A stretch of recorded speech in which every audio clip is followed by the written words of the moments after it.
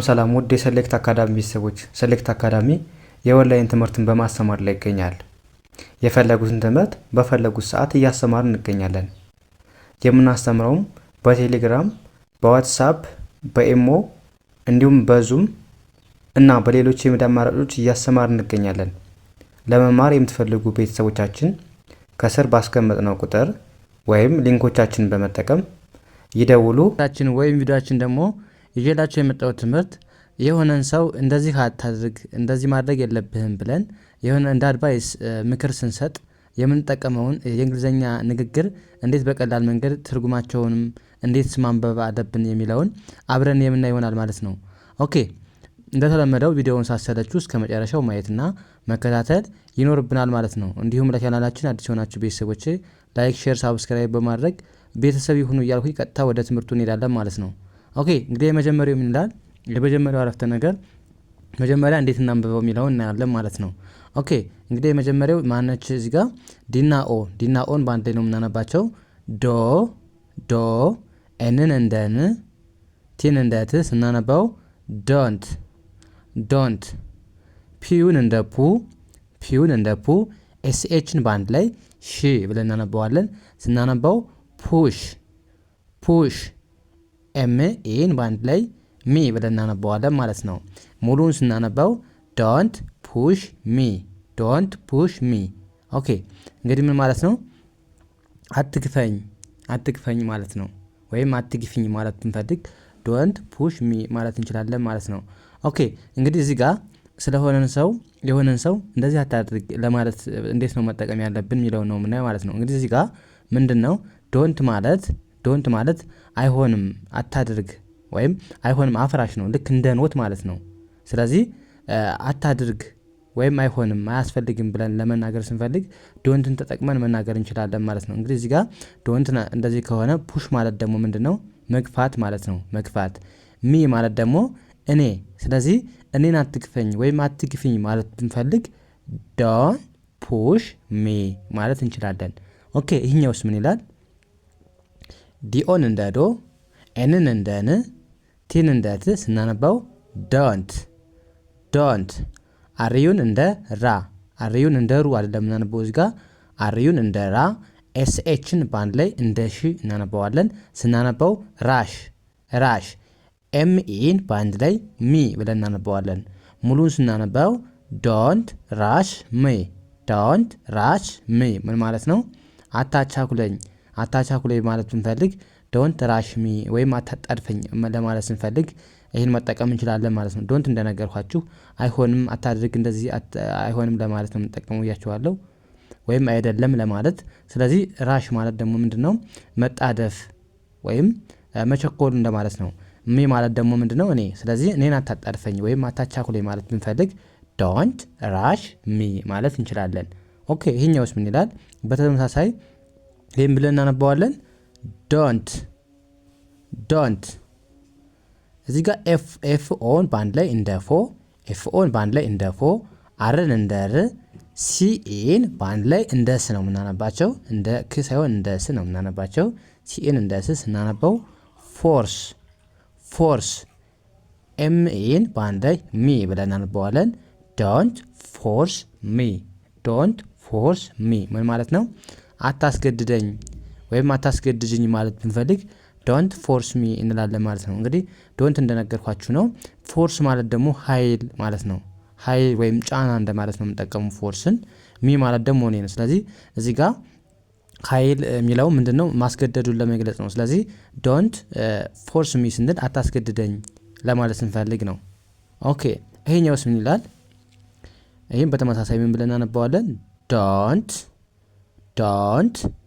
ቲኤን እንደ ቴ ቲኢን በአንድ ላይ እንደ ቴ ኤስን እንደ ስ ቲን እንደ ት ቴስት ኤምኤን በአንድ ላይ ሚ ብለን እናነባዋለን። ዶንት ቴስት ሚ ምን ማለት ነው? አትፈታተነኝ ወይም አትፈትነኝ ወይም አትፈታተነኝ ማለት ስንፈልግ ዶንት ቴስት ሚ እንላለን ማለት ነው። ዶንት እንደነገርኳችሁ ነው። ቴስት ማለት ደግሞ መሞከር፣ መፈተን ወይም ፈተና እንደማለት ነው። ቴስት ሙከራ ወይም ፈተና እንደማለት ነው። ሚ ማለት ደግሞ እኔ። ስለዚህ ቴስት የሚለው እዚህ ጋር እንደ ፈተና ወይም አትፈትነኝ የሚለውን ይይዝልናል ማለት ነው። ስለዚህ ዶንት ቴስት ሚ ስንል አትፈታተነኝ ወይም አትፈትነኝ ማለት እንችላለን፣ ለወንድም ለሴትም። ኦኬ ይሄኛውስ ምን ይላል? ዶንት ሲ ኦን በአንድ ላይ እንደ ኬ ወይም እንደ ካ አናነባትም። እንደምናነባዋለን እንደ ኮ። ሲኤን በአንድ ላይ እንደ ኮ፣ ዳብል ኤልን በአንድ ላይ እንደ ል ስናነባው ኮል። ኤምኤን በአንድ ላይ ሚ። ዶን ኮል ሚ ምን ማለት ነው? አትደውልልኝ ወይም አትደውይልኝ ማለት ብንፈልግ ዶንት ኮል ሚ እንላለን ማለት ነው። ዶንት ኮል ሚ። ኮል እንግዲህ ምንድነው? መደወል ማለት ነው። መደወል። ሚ ማለት ደግሞ እኔ። ስለዚህ ለኔ አትደውልልኝ ወይም አትደውይልኝ ማለት ስንፈልግ በዚህ መልኩ መግለጽ እንችላለን ማለት ነው። ኦኬ ይሄኛውስ ምን ይላል? አሁንም በተመሳሳይ ዶንት እዚህ ጋር ኤች ዩን እንደ ኸ አርን እንደ ር ቲን እንደ ት ስናነበው ኸርት ኤምኢን በአንድ ላይ እንደ ሚ ስናነበው ዶንት ሄርት ሚ ምንድነው? አትጉዳኝ ወይም አትጉጂኝ ማለት ብንፈልግ ዶንት ሄርት ሚ እንላለን ማለት ነው። እንግዲህ ሄርት ማለት ምንድነው? መጎዳት ማለት ነው። መጎዳት። ሚ ማለት ደግሞ እኔ። ስለዚህ እኔን አትጉዳኝ ወይም አትጉጂኝ ማለት ስንፈልግ በዚህ መልኩ መግለጽ እንችላለን ማለት ነው። ኦኬ ይሄኛውስ ምን ይላል? ዶንት ኤስን እንደ ስ ቲን እንደ ት አርኢን እንደ ር ዳብል ኤስን በአንድ ላይ እንደ ስ። ዳብል ኤስን እዚህ ጋር እንዳያወዛግባችሁ በአንድ ድምፅ የምናነባቸው ማለት ነው። ስለዚህ እንዴት እናነባዋለን? ዶንት ስትረስ ምን ማለት ነው? አትጨናነቅ ወይም አትጨነቅ ማለት ብንፈልግ ዶንት ስትረስ ማለት እንችላለን ማለት ነው። ዶንት እንደነገርኳችሁ ነው። ስትረስ ማለት ደግሞ መጨናነቅ፣ ቢዚ መሆን ምናምን አለ አይደል? እሱን ለመግለጽ ስትረስ እንላለን ማለት ነው። ስለዚህ አትጨነቅ ወይም አትጨነቂ ለማለት እንጠቀመዋለን ማለት ነው። ይሄኛውስ ምን ይላል? አሁንም በተመሳሳይ ዶንት ቢን በአንድ ላይ እንደ ብ አርኦን በአንድ ላይ እዚህ ጋር ዳብል ናቸው። ኦ ግን በአንድ ድምፅ የሚነበቡ ምን ብለን እናነባዋለን? ብሩ። አርኦን እንደ ሩ ማለት ነው። አርኦን እንደ ሩ ዲን እንደ ድ ስናነበው ብሩድ። ዶንት ብሩድ ምንድነው? አተክዝ ወይም አተክዥ ማለት ስንፈልግ ዶንት ብሩድ እንላለን ማለት ነው። እንግዲህ ብሩድ ማለት ምንድነው? መተከዝ ማለት ነው። መተከዝ። ስለዚህ ዶንት ብሩድ ማለት አተክዝ ለማለት ስንጠቀመዋለን ማለት ነው። ኦኬ ይህኛውስ ምን ይላል? አሁንም በተመሳሳይ ዶንት ቢን እንደ ብ ኤልኤን እንደ ሌ ኤምኢን በአንድ ላይ እንደ ም ስናነበው ብሌም ሚን እንደ ሚ ማለት ነው። ዶንት ብሌም ሚ እኔ አልጻፉትም እናንተ ተሞክራላችሁ ማለት ነው። ስለዚህ እኔ ነገራችኋለሁ። ዶንት ማለት እንደነገርኳችሁ፣ ብሌም ማለት ደግሞ ወቀሳ ወይም መውቀስ እንደማለት ነው።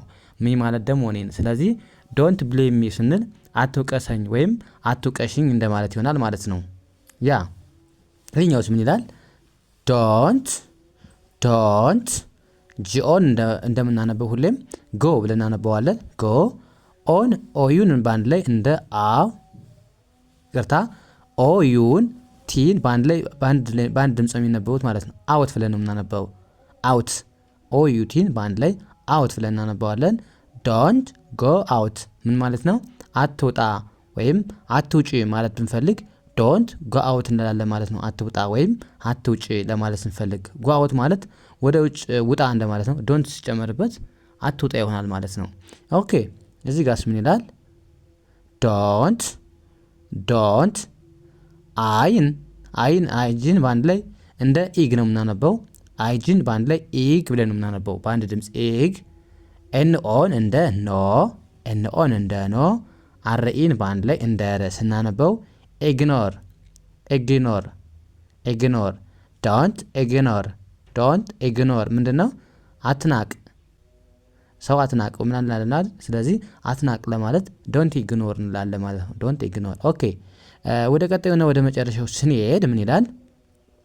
ዲኦን በአንድ ላይ እንደ አንብበን ሆነ እዚህ ጋር ዶንት ብለን እናነበዋለን ማለት ነው። ዶንት እዚህ ጋር ኤፍን እንደ ኤፍ፣ አርኦን እንደ ሮ፣ ዳብሊውን እንደ ው፣ ኤንን እንደ ን ስናነበው ፍሮውን ፍሮውን።